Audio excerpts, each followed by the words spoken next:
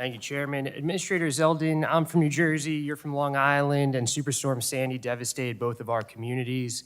Just yes or no, would you agree that Sandy endangered communities in New York and New Jersey?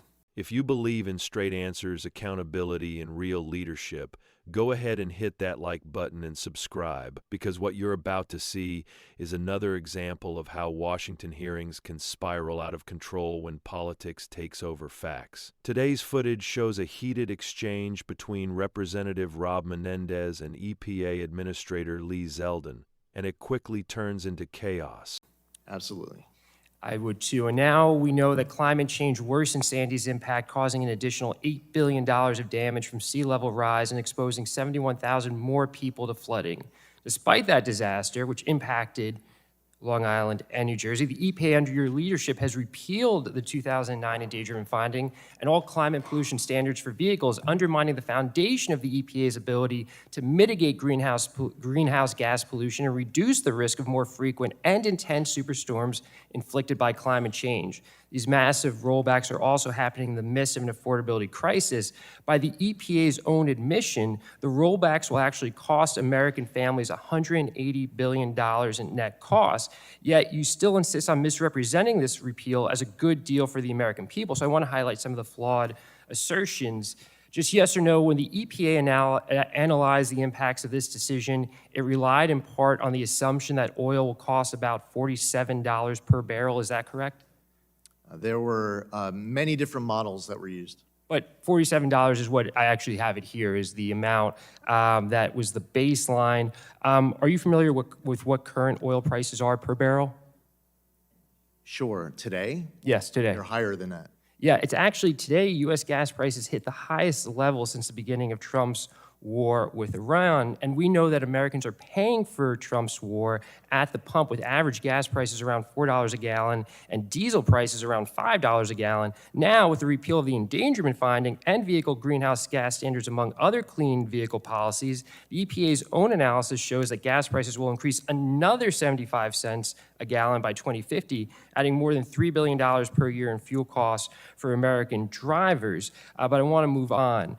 We also know that pollution has real impacts on the health of the people that we represent, and research shows that climate change will drive $45 billion in additional health costs by 2050. Just yes or no, did the EPA fully and comprehensively account for additional healthcare costs, respiratory illnesses, hospitalizations, premature deaths associated with these rollbacks?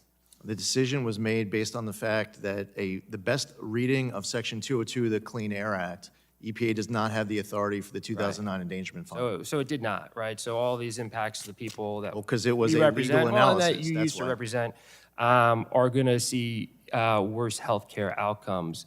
And this comes on the back of last year when Republicans in the Trump administration cut $1 trillion from Medicaid and shift billions in SNAP administrative costs onto states and counties. Administrator Zeldin, I know you ran for governor of New York, so you're familiar with how state budgets work.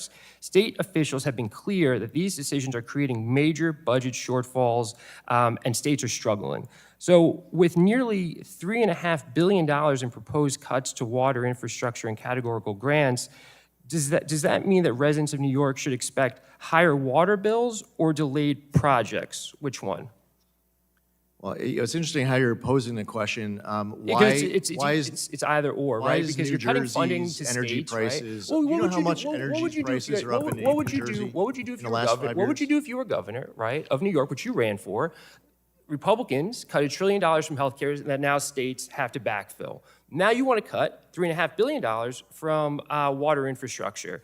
New York, I'm sure, has a ton of projects that are now either going to be delayed, or to do those projects, it's going to be on the back of New Yorkers, right? So which one is it, delayed projects or higher costs for residents of New York, the state you sought to represent as right? So the first part of that, as I've referenced earlier, is that the EPA, the president's FY27 budget, does not factor in how much you're going to choose to raise the budget. Okay, and that's a point you've made before, so I'm going to move on. I'm going to move on because you've said other crazy stuff. You've said other stuff, crazy stuff today. Okay, that the Biden administration, I mean, are you going to do anything at some point?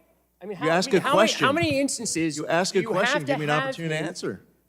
Because I moved on, and you've done this numerous moved times. on. So listen, You I asked just a want to ask question. you a question. You've said that the Biden administration with the IRA had more funds than the EPA knew how to spend, and there was waste, fraud, and abuse, right? And this was going out to people that were in the Biden orbit. You had said that earlier. Yet I'm curious if you have any issue with the fact that during the 2024 campaign, the president asked the oil and gas industry for $1 billion in exchange for supporting these rollbacks that the EPA is administering now. Is that at all an issue for you that the president said to the oil and gas industry, give me $1 billion and I will do your work? Isn't that not the work that the EPA is doing today? I don't know. Are you actually asking questions where you I am want asking a answers? question. Are you going to give an answer? I'm going to start an answer, and then you're going to cut me off. Is that how this works? All right, well, if that's going to be the case, then I have another thing for you. What do you think about the $220 million ad campaign that Secretary Noem had with the What do you DHS think about the that went directly to 46% Trump? increase in I'm energy prices in talking. New Jersey? That went to Trump How about the operatives. Did you speak 56% out against increase that in as a York? member of the administration? How about the fact did you that the speak Biden out? EPA Did you was speak giving out guys. against that billions as of a member of the dollars to administration? former Obama and Biden I mean, officials? like the whole day. How about the conflicts of interest during the Biden EPA that you don't want to uphold? All right, what about in the Trump How about the administration? gold All right. Well, bars if you they want, said if you were want to talk referring about the off Biden administration, Titanic? talk about the Trump administration. You're a part of the ask a administration. question and you don't want say the that answer. Secretary Noem was wrong. here to- Sure, he's great. Say here that to talk Secretary about Noem was the wrong. EPA. You're not don't wanna going to.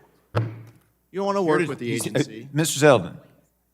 The hearing starts off on common ground, with both Menendez and Zeldin agreeing that Hurricane Sandy caused serious damage to New York and New Jersey. That's not controversial, that's reality. But things escalate fast when Menendez pivots to climate policy, blaming recent EPA rollbacks for increasing risks and costs tied to climate change. He throws out big numbers, billions in projected damages, higher gas prices, and long-term health costs, all aimed at painting the current EPA direction as harmful to American families. Now here's where it gets interesting. Zeldin doesn't just sit there and take it. Instead, he challenges the framing.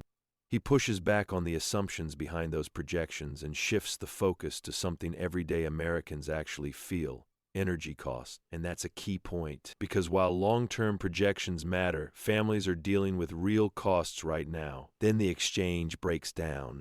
Menendez starts pressing harder, demanding yes or no answers, cutting Zeldin off and accusing him of dodging.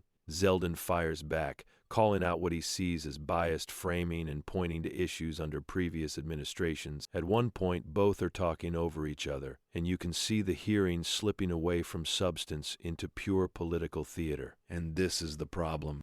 Instead of a serious discussion about energy policy, environmental protection, and economic impact, it turns into a back and forth of accusations. No clarity, no real answers, just noise. From a common-sense perspective, Americans deserve better than this. We need balanced policies that protect the environment without crushing families with higher costs. We need honest debates, not scripted confrontations designed for headlines. Zeldin's refusal to be boxed into a one-sided narrative shows something important. There's still pushback happening in these rooms, but at the same time, the constant interruptions and political posturing from both sides show how far these hearings can drift from productive dialogue. At the end of the day, this wasn't about solving problems. It was about scoring points. If you want more breakdowns like this, real analysis, no nonsense, and straight to the point, make sure you like this video and subscribe to the channel. Let me know in the comments, who do you think handled this exchange better?